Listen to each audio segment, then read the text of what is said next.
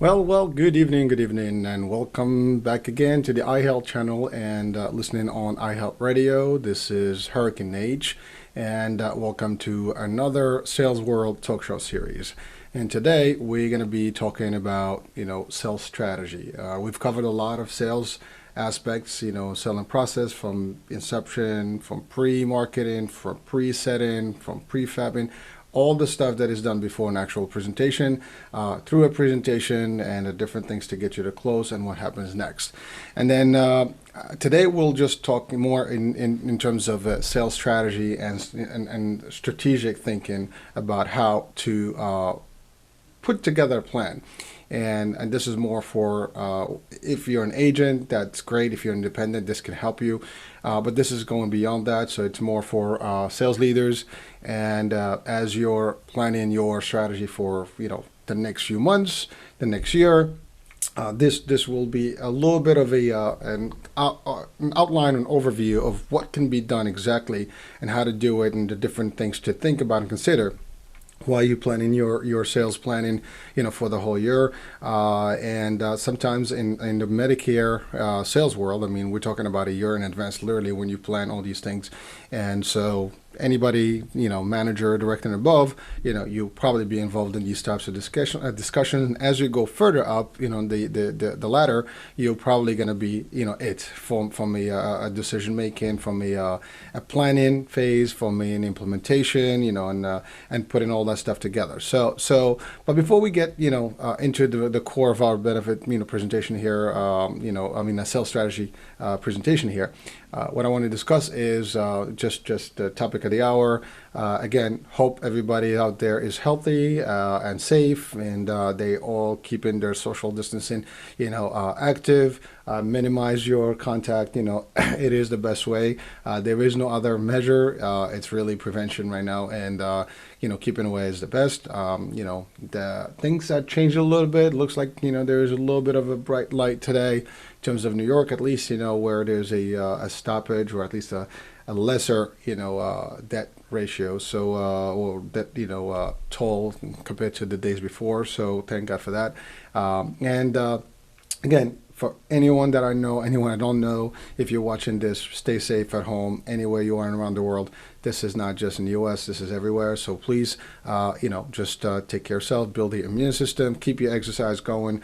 It is important, to keep your physical aspect, and it helps with your mental state as well.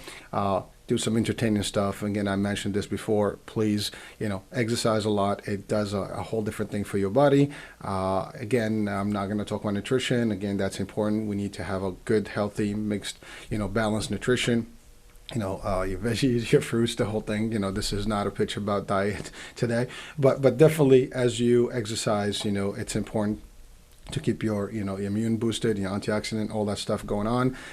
You also, we're all kind of like in a jail status here. Everybody is limited to their spaces, and they get in a little bit of a cabin fever. So if you are getting there, of course, you can watch all the movies you want. Try to watch something comedy, fun, action, nothing depressing. Just a little bit of a tip here. If you have an opportunity to exercise in your house, do. It doesn't take much. You can just do some basic exercise. In your space, your room, your living room, doesn't matter. Or you can also watch, there's plenty of videos out there. We do actually have a program on our channel here every day, Monday to Friday, and it's also on the replays. You can watch it on our website, so www.theihealthchannel.com. Again, the purpose for it is really just to keep people motivated and stuff, and keeping a little bit of, just breaking a sweat, getting a little bit of a momentum, and interacting. So that being said, we go deep dive into the sales, world again, and what does it take to actually prepare for your sales strategy? And so there's a lot of stuff, and there's a lot of ways you can actually approach a sales strategy as a whole. And some of the leadership, sales leadership, and even general operation leadership in all the different companies and specifically health plan structures, there's a lot of, sessions and meetings that take place, and their sole purpose is to actually plan, for the year, to come. So for example, we're in 2020, everybody's working 2021. If everything, with coronavirus, moves along and, we get back to normal, 2021 will be here, so there's the annual election period, and we'll talk about that in different, talk show series. But when that happens, we have to be prepared for it. So if you're anywhere managing, directing, VPN or beyond, this is actually a crucial time. This is also the time where benefits are being designed. This is also the time where your budget would have probably been already approved, and that's all that. But you also have to look at your previous performance. You look at your analysis in terms of competition, and see like what that looks like. So you maybe one of the common things that people do is SWOT analysis, your strengths, your weaknesses, your threats, and your opportunities. That's one way to look at SWOT. I have another SWOT, and we'll talk about it, which is, how to actually, execute on the sales and that special work and tactics, acronym. It's a little bit of a different acronym, but, just a little spin. But the idea is really, so you want to know all that stuff in advance. You also want to plan based on your budget. So whatever that budget is, you want to look at, what that staffing ratios will look like. You want to make sure you have a good, healthy mix between your distribution channels. And those will be your, main, feeds, in terms of business, where you're going to get your business, who's going to get it for you. And we'll talk about that in a minute, and what that consists of. And you want to also talk, about, your budget in terms of marketing. And if you are not in charge of marketing, you're not actually directly impacting marketing, you're working with marketing, so you need to actually get together, meeting of the minds, work together in terms of like what that strategy is going to look like, and have it all prepped and ready, because everything has to be, in advance, rehearsed in a way, and put in a very synchronized time, because every month you do need to have a certain portion of things depending on the season, depending on what kind of election period there is. So, for example, now it's the it's the special election period. So basically, it's only certain people that can actually move, from plan to plan and switch in, and the others in the Medicare world will be locked into plans unless they are actually ICEPs or just initial, election period type, where they just move into the Medicare and just turn in 65.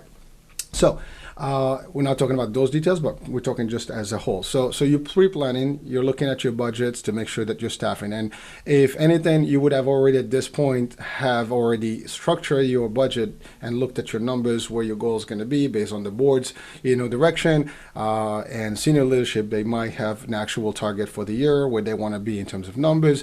And you take that, you back it in terms of your staffing model, and you break it down in terms of which distribution channel is going to have what percentage of that, and which one you can control better, which one you will actually definitely guarantee that you're going to get the results from. So again, we'll just hit right now on it. So that's basically, for me, the distribution channels in our world are, your telesales, so everything call center driven, so calls coming in. And that's your team that is actually on the phone manning and getting the action going. And then you have your field sales, captive, force, which is the people that work for you. When I say work for you, meaning they work for the company. As captive employees that actually in an agent capacity, and they're the ones who actually, day in, day out in the field, talking and generating business. And then you have your broker force, which is your independent broker agencies and FMOs and independent agents that are working directly through a contract agreement with the plan to serve and sell your products, amongst others. And so those are your typical three ones, and then they will be supported with a lot of different things, and how you plan your stuff, how you put your tactics together and stuff like that will be determining which distribute channel is going to have the hierarchy, which support you're going to give to which distribution channel model, and then those are the things that's going to benefit you. And then ultimately you want to make sure you have a percentage of targeting based on each one of those distribution channels. So your telesales is going to have a percentage of target goal. We don't refer to it as quota, but you can call it that. But that's based on the budget. So your budget has a component there. Then you have your field reps. So you have X amount of agents. They have a particular goal that is attainable, and then you add that up. So that has to figure into your budget, and that's exactly your net numbers that you have to bring in so you can meet the target or exceed them. Then you have your broker, which basically it's a vaster, a larger group, and you would have to factor in that they're not going to be be your employees. So there will be a little bit of a trickling effect. So it's more of a volume than an actual direct impact. So you cannot actually have targets and things like that for the brokers. So ultimately, what you would need to do is, have a percentage, of their, targets that is built in the budget, but do not concentrate your offers just on that. It's like the concept of having different eggs in different baskets. So that's really the concept. So different eggs, different baskets. So this way you have different things going on at the same time, different, distribution channels, working in parallel, and they basically all funnel in, all contribute to the common goal. So that's kind of like, the concept. So again, budgets, prepping, things like that. You do SWOT analysis. Now you know what your strengths are. You know what your weaknesses are. You probably are working on those weaknesses as, you're planning and to convert some of those weaknesses into, and convert them to opportunities and ultimately making them as strengths. Opportunities, what's available to you in the, in the community and the company and things like that. And then of course, your competition is another component you want to look at. Who's your competitor, plan who you are. You're not really going after anyone because competition is competition. People get to choose, but really which plan, has a certain, benefit, product, offering that is very hot and sexy, whatever the case may be. What's it in the marketplace? So you want to see how you stand there. And again, there's a hit and a miss, because by the time, you're in this particular part of the year, you would have already decided all these things a year before, literally by June of last year, and therefore you're pretty much stuck with whatever you have. So you would have done this exercise. And again, as we do this for the following year, or the next year rather, this is the time to really consider all these facts and put them in play, and look at all the different angles, which benefits did not work, which worked, which did you capitalize on, which didn't capitalize. Sometimes you have a benefit you don't capitalize on. So what's the point? So you need to have everything in line. So before you actually start, and when the marketing guidelines, give you the green light to actually go, which usually is October 1st, of the year, you're launching. You have everything in place. You don't wait. If you pass that momentum, that's a window. It's like the shuttle. If there is a shuttle coming in from space and they miss the window of opportunity, bounce right back, poof. Not a good idea. So you want to be exactly where that point is. And when you hit that, magic number, which is October 1st, you have to have everything in place. Nothing is pending later. Contracts, everything has to be, already full gear. So that's again part of the strategy. So competition, you want to make sure that you know what you're doing, who's out there, are you going to go after any particular plan? Doesn't matter. All these are considerations or questions to have in place, and make sure that you have an analysis like which plans are which. So at least as you design your plans, you want to look at which plan can you possibly meet in terms of benefits for the following year. Now, there are no guarantees that these plans will not actually come up to play again and just be excessively better in terms of the benefits, but that could be you. You could be that plan. So at the end of the day, you're doing this exactly how I'm stated it, and it will actually work to a degree. And then what you have is what you have. Once the bids are submitted to CMS, this is the Medicare sales, and then once they're approved, sometimes end of August, that's it. You have a card, deck that you have a dealt, certain cards that you have to work with, and that's basically what you have to deal with.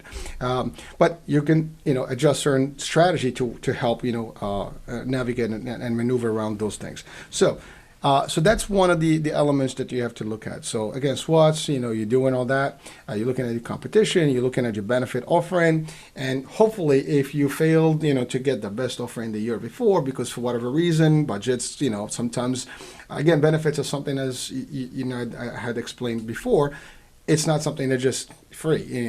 There's a cost to each benefit, and there is an admin percentage that is allocated through the whole operation of a health plan, as I explained in the MCO world. And from that percentage, there is certain, dollars that are allocated to a particular benefit. There are actuaries that have to get, in place.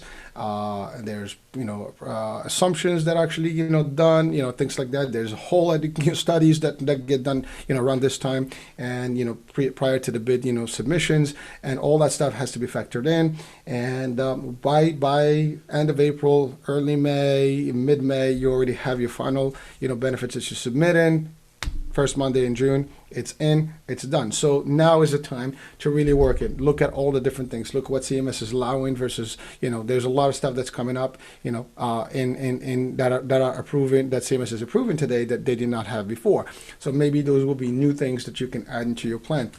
But it doesn't matter. So if you put in the benefit design and you are leading it, or at least part of the leading team in this, and you want to be in there if you're in sales, because at the end of the day, that's you're going to be selling this stuff. Your teams are going to be selling this stuff. If you're not involved, it is not a good thing. You also want that you want to get all the feedback from every party that is interested in or will have some sort of an interest in this operation. So your members, so you do some sessions with some members, bring them in, talk to them, get their feedback. And this is, again, if you're looking at 2021, you want to start doing that now. So let's see what they want from plan. Existing members, sometimes you can do a community thing, what would you like to see from this plan? What benefits would you like to have? All this stuff. So members and consumers, if you watch this, it's a good time to reach out to your plans and kind of like see if you want to participate into these sessions and give your input based on your experiences, based on what you hear. You might like the plan, but you might not be happy about certain products, some certain benefits. This is a good time for you to have your input in there. Brokers, please share that. If you're managing and leading, sales, make sure that you have sessions with your brokers inside, brokers outside, your captives, get all that stuff. Then also look at your internal partners, your providers, the people that have a direct impact, with the sales piece, because they'll have direct things. For example, providers, they work with providers, which will be a channel for you. Your care management, because they're going to handle the care piece and some of the benefits will be impacting them directly. So again, put all these folks in there, get all the feedback. And then when you sit down, you look with your finance team and your actuaries, and you kind of figure out what will be the best, plan. And then you have to look at prioritizing. This is, level A benefit, we cannot live without it. This is level B, we can do with it and without it, depending on what I can, give in and give out. So it's really a balance. So you start playing until you get to that healthy, point. And it's going to be a fight. Everybody's going to fight you, especially we're in sales. We get, a lot of pushback sometimes because everybody feels that we want everything.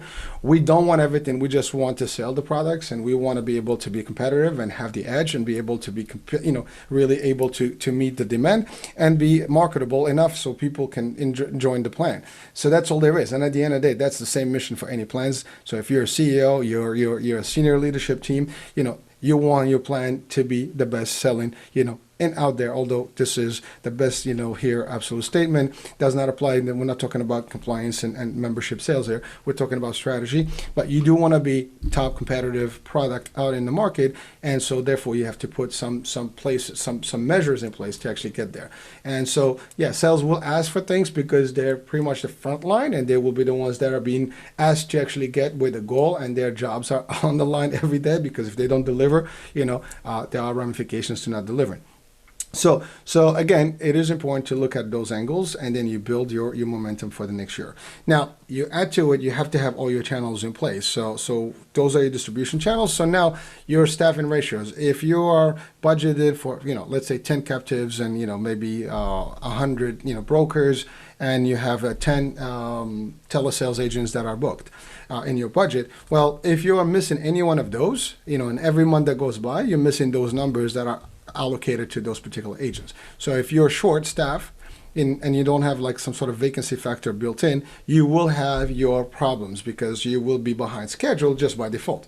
You're already like missing, even if everybody's 100%, you're not 100% because you're actually like 10% to 20% short staffed. So that's the other thing. So you want to work with your HR department, recruiting has to be always in place. Recruiting has to be in place for a lot of reasons. People walk away, people, resign, people get terminated for performance, whatever it is, you always have to have a pipeline, running, in terms of recruiting. Also, same thing. If you're working with the brokers, you want to have some sort of a ongoing recruiting for agents, agencies, and different contracts that you need to have in place. And you want to have all these things way in advance from a regular season. But, every month has a target. So you want to meet that month's target. That means you have to have all the necessary pieces in place to get that month going. So that's important. So staffing is a key thing. And if you're short staffed, you will be behind the 8 ball no matter what you do, because you'll have your top performers. They're going to do 120, 130, 150% of goal. But if you're short, they're not going to make up the difference, to catch up, with what you're missing. So you want to have the stuff in there. So if you're a manager, one of the main things I would advise you is, recruit. Constant recruiting is a key. Work with your, partner in the HR department. Have your, recruiting having events, continue with that, because that is nonstop. And make sure that you have your training set, you have all the stuff in place so you can get people in, roll them in, and make sure that you have a continuous, full staff, allocation that is in place. So again, because if you're missing that, that's a piece that you're going to go into the strategy, and you're missing something, and that's going to affect your overall picture.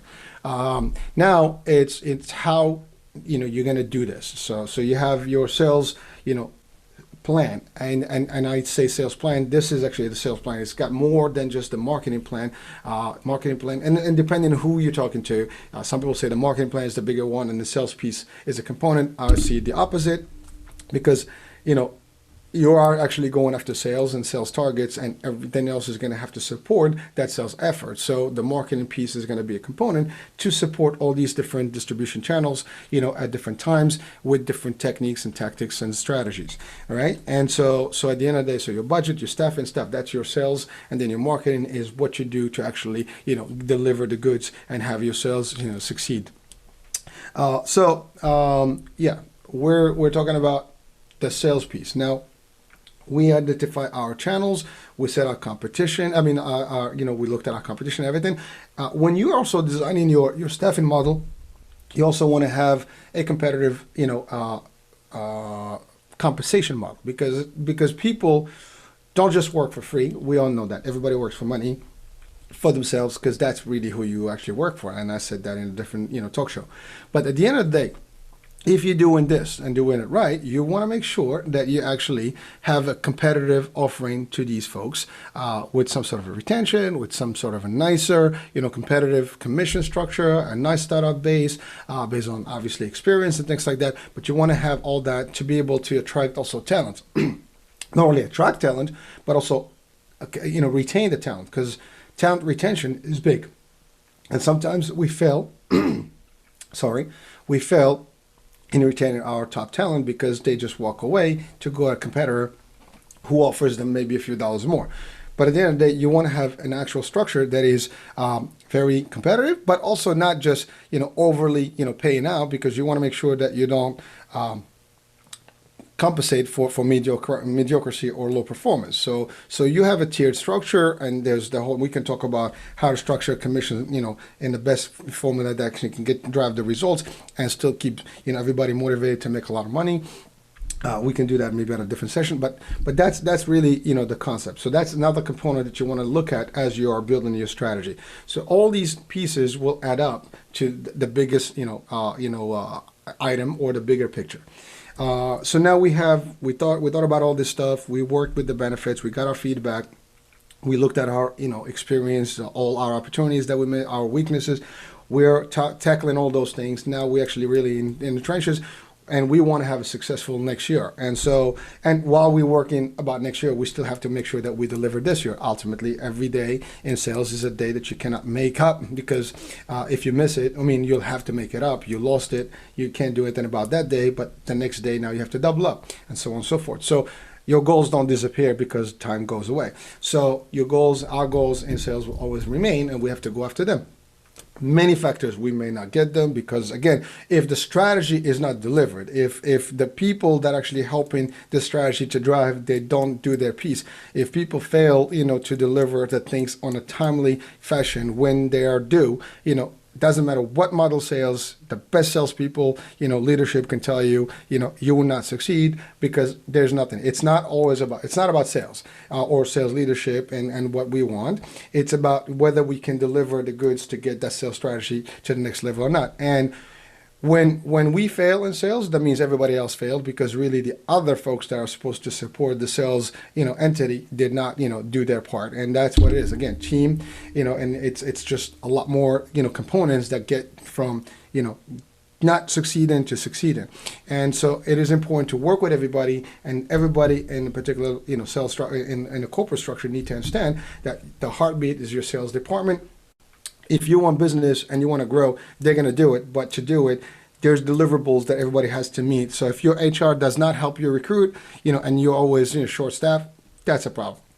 If you can't get your marketing up and running in the time you need it, that's a problem. If you can't get your telecom, working properly, and your telesales are failing because you're not getting the best thing on the phone, that's a problem. So, if your, logistics, are not working. So let's say you have a mobile unit, fleet that is not working properly, that's a problem because you cannot deliver.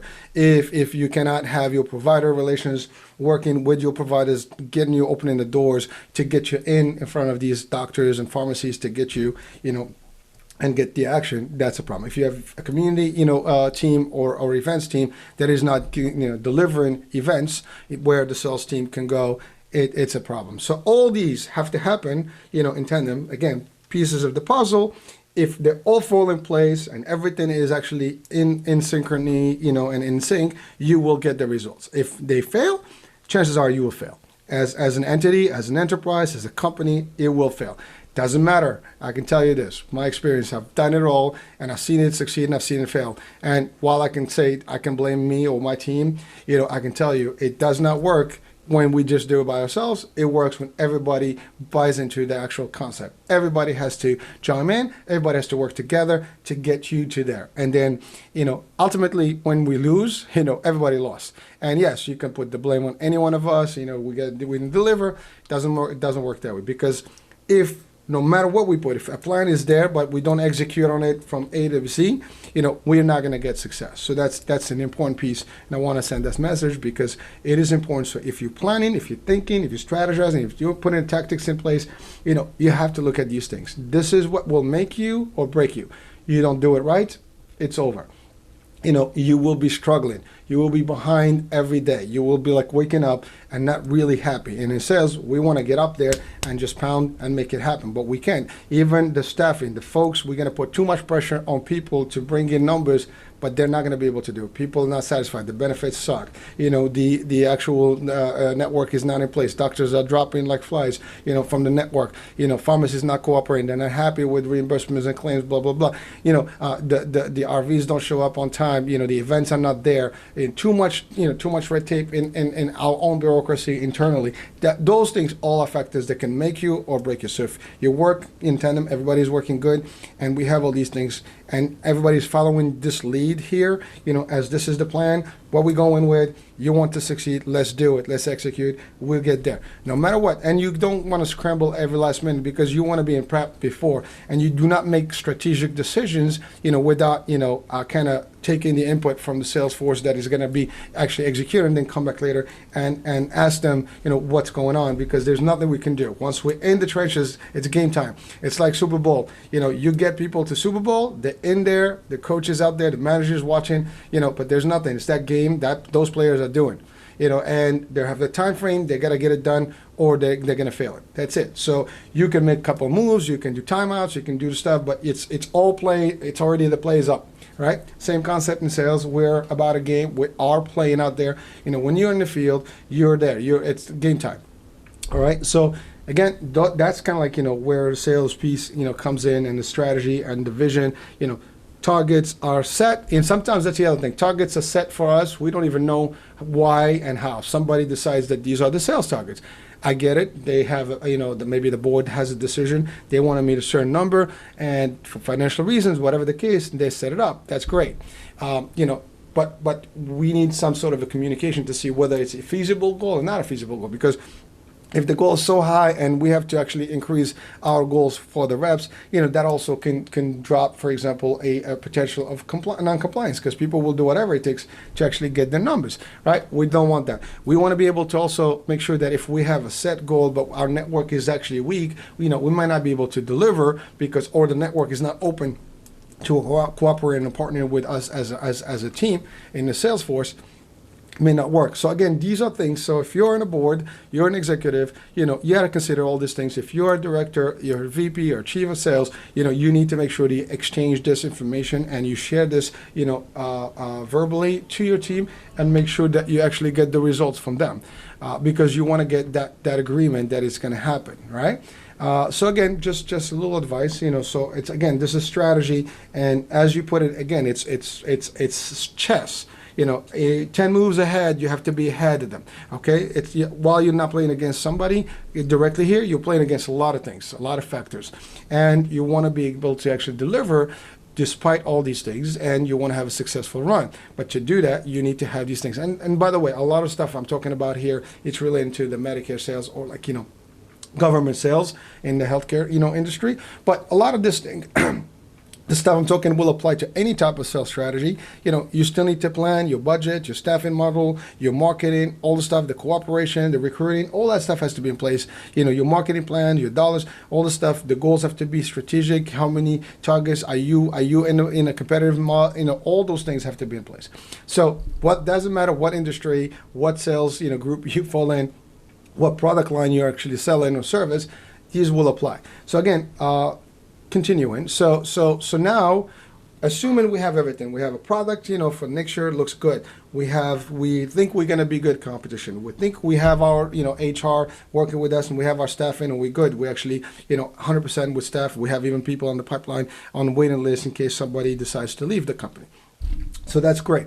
Now we have our cooperation with our events, and that's the other thing. If you have an events, unit, typically, if it's not under the sales division or the sales and marketing unit, the idea is that, the cooperation has to happen. And then when that happens, that has to deliver, enough events that will generate enough opportunity for the sales force to meet and talk to different, beneficiaries, hopefully, and share with them what great benefits they may have. And ultimately, the more you actually, it's a number game, right? The more people you're in front of, the more the odds, of you closing more, numbers will happen. It's simple, right?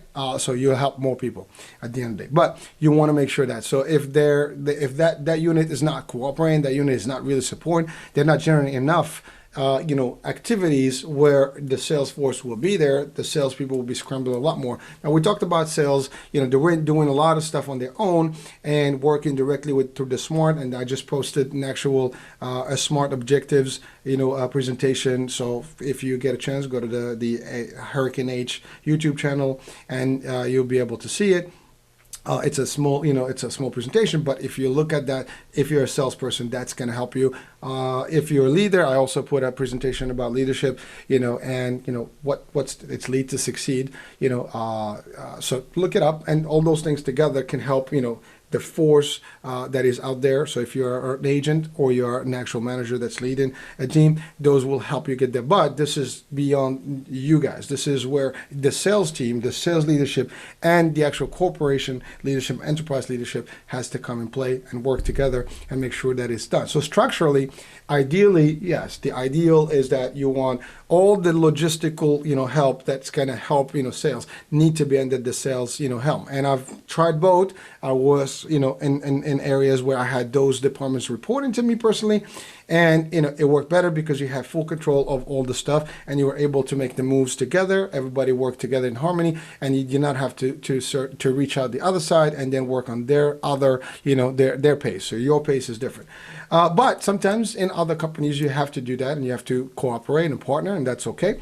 If you do that, you just need to make sure that they also buy into the concept, and the leadership, has to see that and make sure that they send that message clear. We need to support these folks, otherwise we will fail. And that's the key. And if they do a good job, you should be. But the idea is they need to generate enough activity, enough contact. Because otherwise you're basically locked down. You cannot do things. You cannot open doors. You cannot go here. If you can't go to a business, you cannot go to a church. You're going to go this. You're not going to do anything, right? So it ties your hands. It ties your abilities to do much. So therefore, you're not going to do. And you're just waiting for business to happen. Nothing's going to happen. We're salespeople. You need to always generate, business. As we talked in Sales World, I think the first chapter, the first episode, we talked about how you have to prep, have to develop prospecting and canvassing. Well, you can't prospect and canvas if you have, for example, a unit that is doing that, but they're not allowing you to do it. So that's kind of like, contradicting the effort here, and it becomes a very difficult way to do business. So again, these are things to learn from, things to consider. It doesn't matter what level you are. These are things that you can have in the back of your mind. And as you said, in a meeting with your management in sales, or if you are a sales leader, at the highest level of decision making or mid decision making, you want to convey the message, and then everybody else has to buy into the same concept. Hopefully the results will be, good for everyone. Now, so now we're talking about, you have all the sales strategy. Now we're talking about how to do. So you have your grassroots, that you need to put together. And the grassroots is basically all your, it's like, think about a regular pizza pie, right?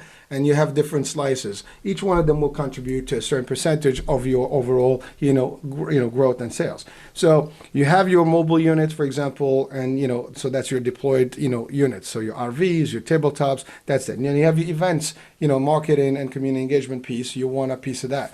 You want your providers and working directly with the healthcare, facilities and providers in the network. You want your pharmacies, right? You want the CBOs working and engaging with community-based organizations out there. So that could be anybody. You want your senior centers, as another slice. You want your FBOs or faith-based organizations. So that's your churches, your temples, your synagogues, your mosques, all of those. You want to be able to work with them. You want your elected officials. So if there is a department that does, the legal piece or, legal affairs, whatever, you want to make sure that regulatory affairs, whatever those departments, they have different, names, you want to work with them to actually facilitate the access points so you can work with these elected officials and provide different events to the community and activities, things like that. And then it runs out to the engagement, to community engagement or to the events department, and then ultimately you are invited to do these activities. So those are your grassroots. And and you have your business to business. So those will be any other opportunity that's out there that you can work. So businesses out there are just like we talked about malls, we talked about supermarkets. People are everywhere, right? So you can be actually everywhere talking to people and engaging with them and doing activities with them. But you can't do it unless you have the ability to do it. And those are the things that you have to work them specifically. So those are all your different things. In the provider itself, you want to work with your primaries. You want to with dentist, network. You maybe a vision network, so your optometries. You want to have some activities there. If you have, for example, in most of the cities, you have a VA component. So in our world, we can work with the VAs. So you want to approach the VA as an opportunity. So even within the provider, realm, you have different pieces that you can work with, and each one of them will. So if you look at the SMART objectives, you can use each one of them. You have to have specific, and measurable, actionable stuff that you actually, use, and result driven, and of course time bound. So that's your SMART. And then basically, if you did that, you should be able to get your results exactly what it is. And so, in addition to that, now, that's your grassroots. So that's your street activity, or we'll call it guerrilla marketing in our world. And that's really out there, just being out there day in, day out, working. And the reps will basically engage in all these opportunities. But as a company, as a sales leadership, as a company leadership, we want to support the sales force to do what they have to do and to get us the results. Now, that's for the captives and equally for the brokers. Now, with the captives, the difference, again, they are employees, and therefore they have no other plan that they sell. They only sell you. Therefore, you have to give them all the resources to succeed. And you also set a goal for them that they have to meet. So you want to help them. With the brokers, there is no goal. There is an expectation. And, but you still have to help them. And if you don't help them, they're going to go to a plan that's going to help them. It's very simple. It's no rocket science. They're going to go where somebody is going to give them the tools to help and to work with. And so if you want to strategize, clearly you want to do things for these brokers as well. Now, we pay usually a direct, admin fee to our broker FMOs or field marketing organizations, and they're supposed to do some of that stuff. That's great. They can do it, but you do also want to budget for some of that to actually help directly your agents that are not really captives and your agencies to support them. The more you do of that, the more they're going to be loyal to you, the more they're going to drive business to you. Now, providing you have a competitive product, and otherwise, you're not going to win, because they're going to have 5, 10, portfolio products in front of them. And as we said with the consumers, we want to, and the broker world, you want to make sure that you sell the product that meets the needs of these people. When we talk to also sales, needs assessment. If the product is not for them, it's not going to work. So ultimately, you want to have that. So, but providing you have that component, and if you're in a plan that has the good benefits, then basically you want to support your forces, and you want to make sure you help them succeed. And to do that, you have to do it right by giving them, again, similar access. So you can give them time with the deployment assets, such as the RVs. You want to give them time at events and schedule events for them. You want to have somebody that's dedicated to help them and support them.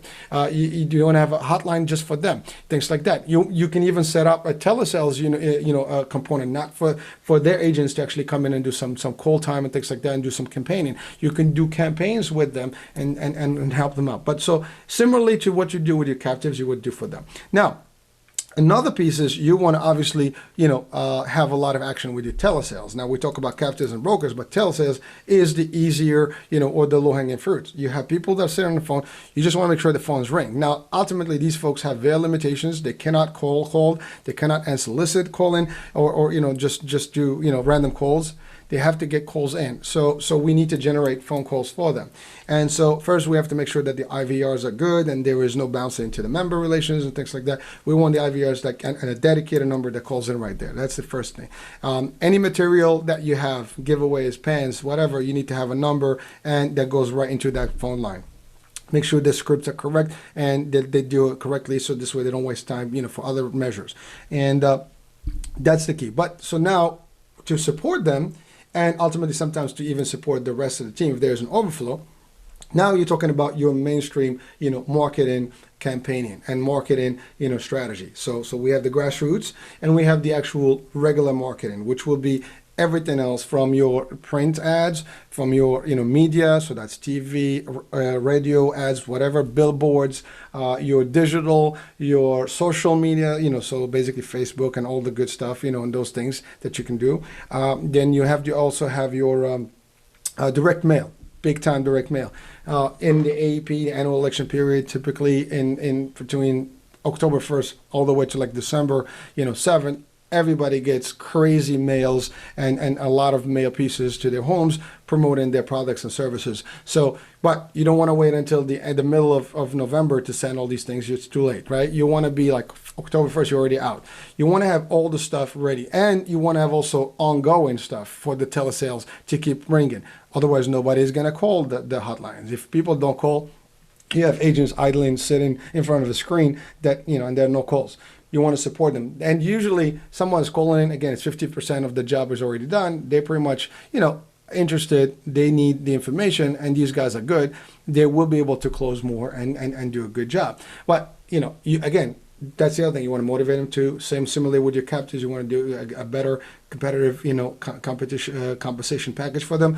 But at the end of the day, you want to support them. So your direct marketing, is going to help. So radio advertising works, so spots, commercials, great. TV advertising is a little bit more expensive. It may not be the best venue or opportunity, but certainly if there is a budget that you can put in for it, you should do that. Your billboards, they work depending, so you have your bus shelters, you have phone booths, you have different things. You have to look at, maybe some screens in different places and malls and things like that. There's a lot of ways to do marketing creatively. And sometimes you partner with other things. If you have providers, you want to work with your providers. And that's the other thing. When you work with your provider strategy in the grassroots and working directly with them in your slice, as in one slice from the big pie, you want to also work with them to see what you can do with the providers internally. So you can have billboards inside, in some of the provider settings.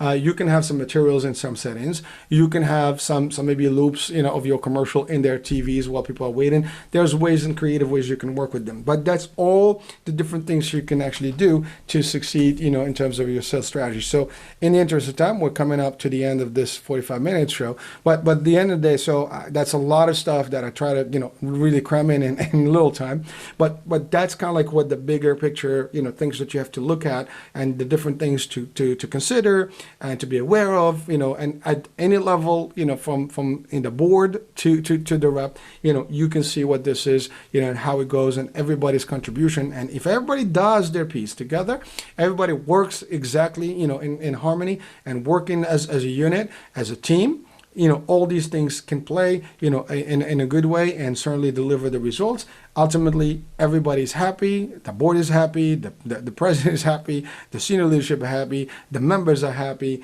The brokers are happy. Everybody's doing good.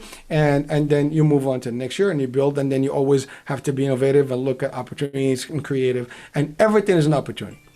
Everything. If you're out there, you're marketing, it's an opportunity. You see something, you bring it back. You see a billboard, something you like, a messenger, whatever, you bring it back and then you discuss it. We'd like to do this. Now, you're not going to get everything.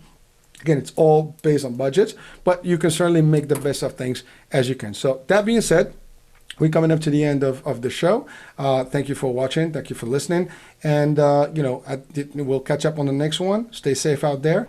And hopefully, everybody we'll be getting some some positive educational components from this particular show and all the other ones, or all the other things that I'm putting on the YouTube, and also on the website. So with that being said, feel free to send in your suggestions, and I'll be more than happy to connect and discuss with you guys.